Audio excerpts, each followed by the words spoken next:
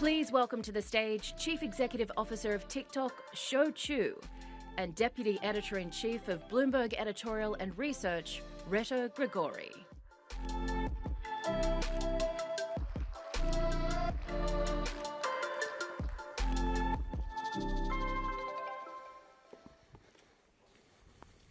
Shou, thank you for coming. Thank you for having me. We're the last show today, but we're going to talk about the opportunities and challenges for TikTok. And maybe we can start at the beginning. We all thought social media had been conquered by Facebook and others, and then suddenly you came out of nowhere. What did TikTok discover that the incumbents had missed? I think fundamentally we have a different mission. Our mission is to inspire creativity and to bring joy to our users. And the way we present it is through a vision of three things, a combination of three things. We give our users a window to discover. So when you open the app, it's a For You page. And you can scroll endlessly through and discover delightful new things. We also give our users a canvas to create. And these are the tools that help people express themselves so that they can inspire the creativity on the platform. And finally, we have bridges to connect communities. So there are many people who tell us that through using TikTok, they have discovered communities, and through that, build bridges with many people. So that's what we intend to deliver. And I think we have a unique proposition in the market, and that's underpinning, the reason why we could grow as a product. I mean, users often commend your algorithm for knowing what they're interested in based on passive signals, for example, how long they watch certain videos. How does your algorithm work, and how do you make sure that it will continue to get better? The algorithm works on machine learning. So as you use the app, there are behavioral signals that you exhibit as a user. For example, do you stay on the video? Do you scroll through it? Do you like it?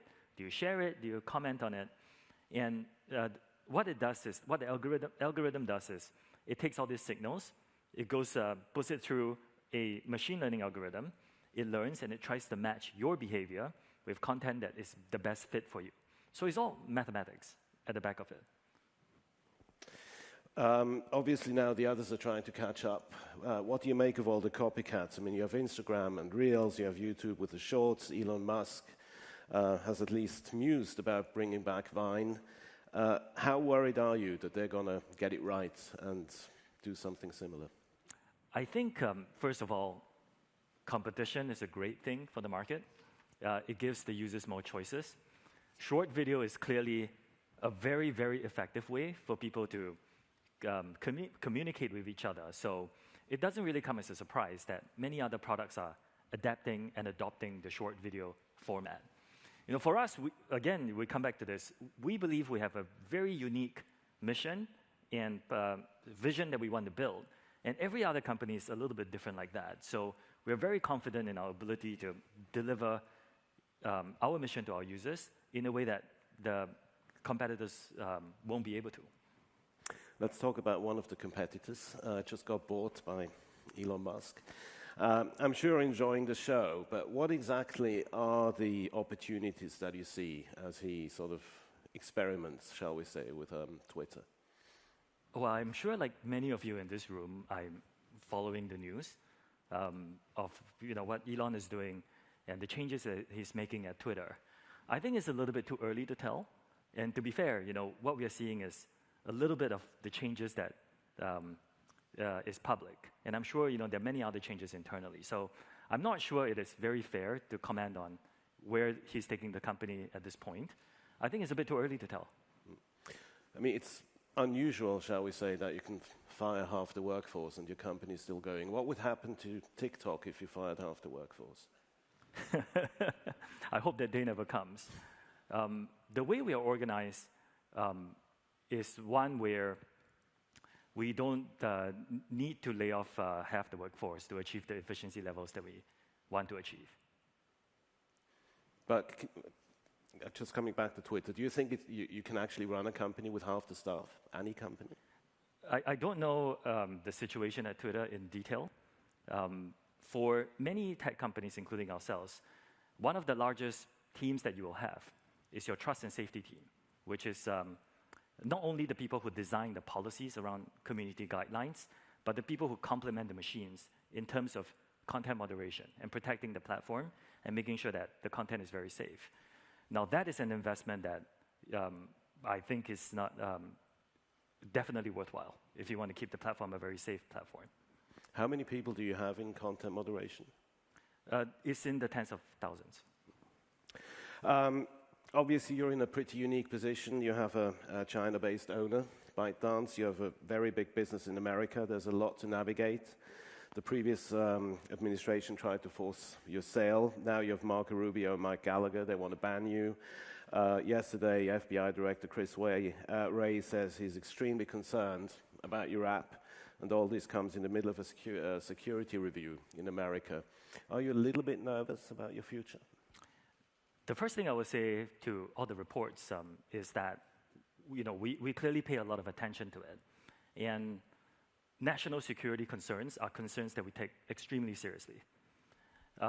As we have disclosed in the past, we have had discussions with the US government, mainly through CFIUS. And if you saw the FBI director's comments this morning, Singapore time, he made comments that they are working through that process as well.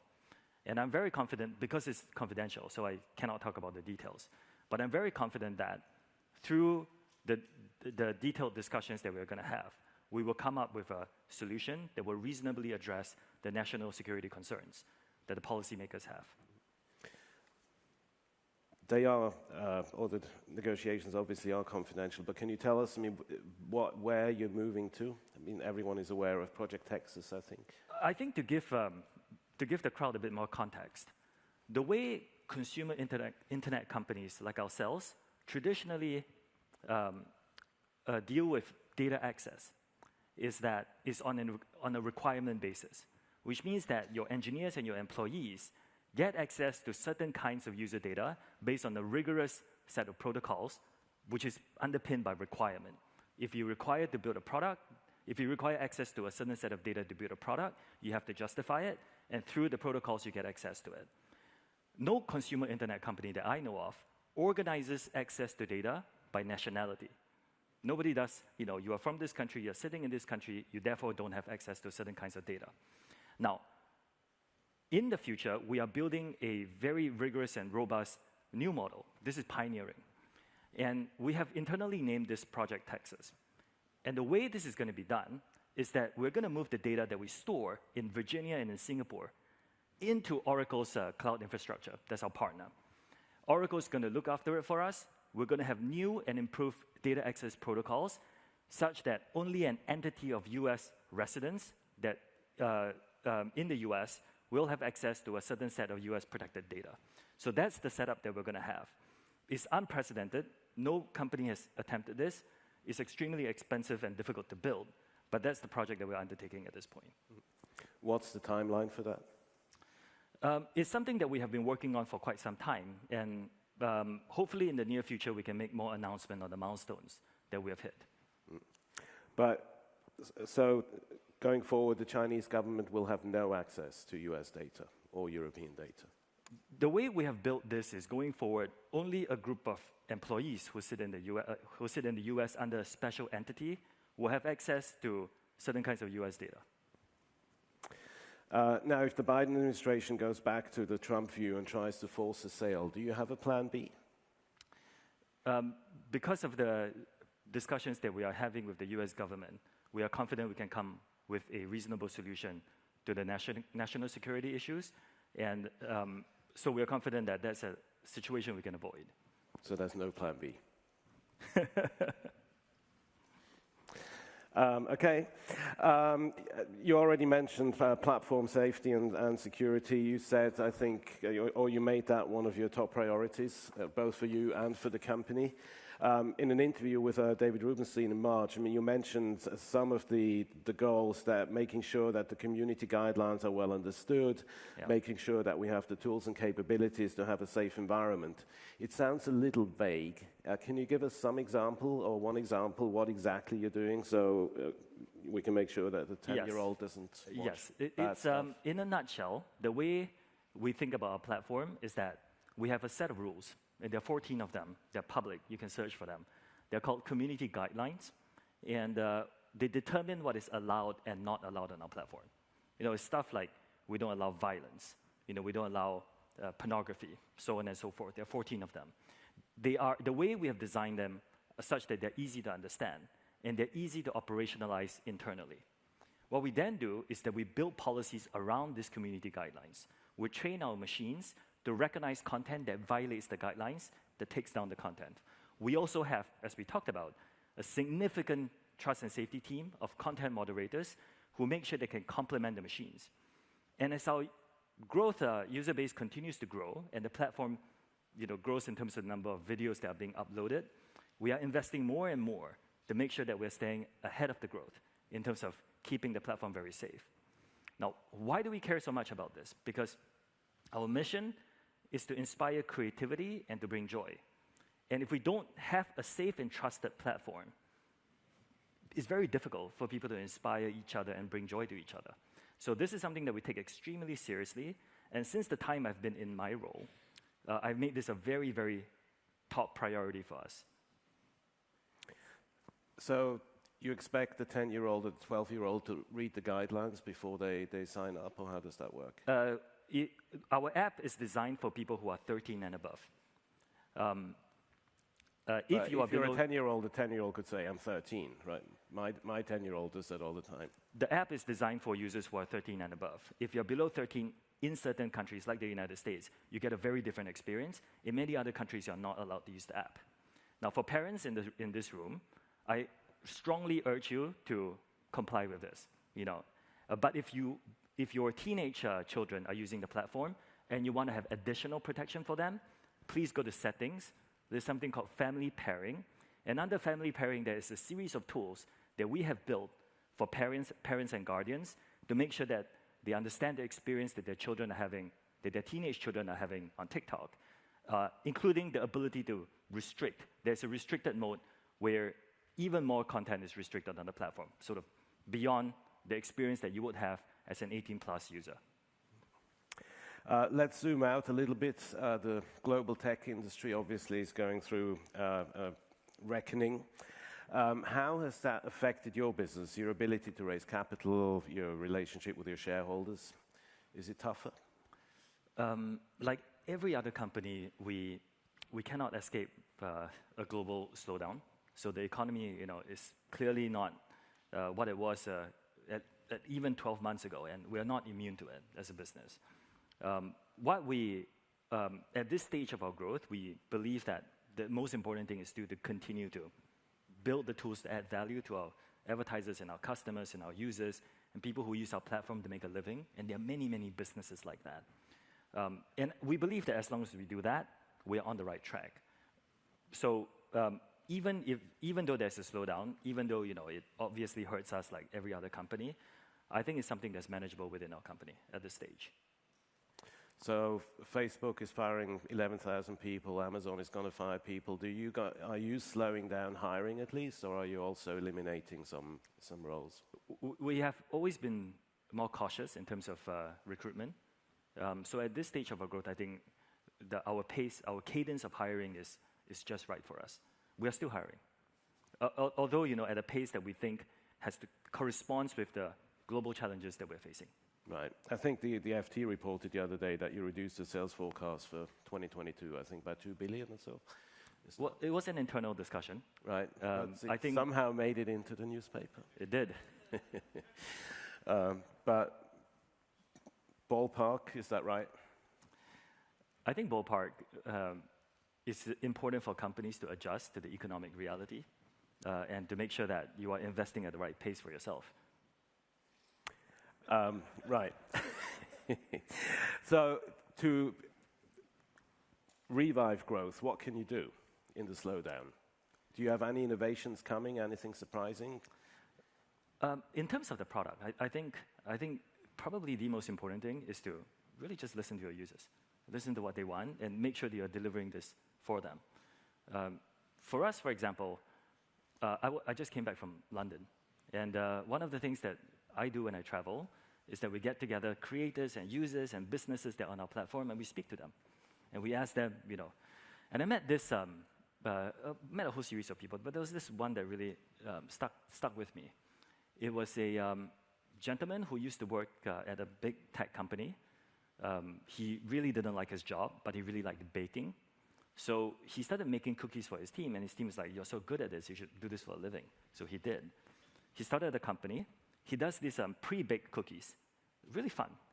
Some of them in a mug, you put it in the oven, it becomes cookies. And then for a period of time, it was difficult to build that business. But sometime in May this year, he discovered us. And because our e-commerce platform services are available in the UK, he started selling his product on our platform. And he was raving about it because it gave him exposure to a whole new demographic, the whole new crowd that he never had before. And it's stories like that. We listen to him and the tools that he needs to build this business. Do you need more tools? How do we make sure that we invest to make it easier for him to reach out to the audience that he wants and to sell the products that he wants on our platform? That is, our focus. We want to make sure that we continue to do this. And yes, there could be an economic slowdown, but as long as we're building this, we think that we're on the right track. Do you have more examples where users told you to do something where you actually changed? Oh, yeah, many of them. Another great story that I heard, also from London, was there was this couple. Husband is, the wife has curly hair. The husband has no hair at this point. They found our platform a couple of years ago. And what she did was she started posting short videos about her curly hair. The account is called Only Curls UK, I believe, or Only Curls London. And she found a community. There was a community of people in the UK with curly hair, and they really liked her short videos. And at some point, she decided to sell things to the community.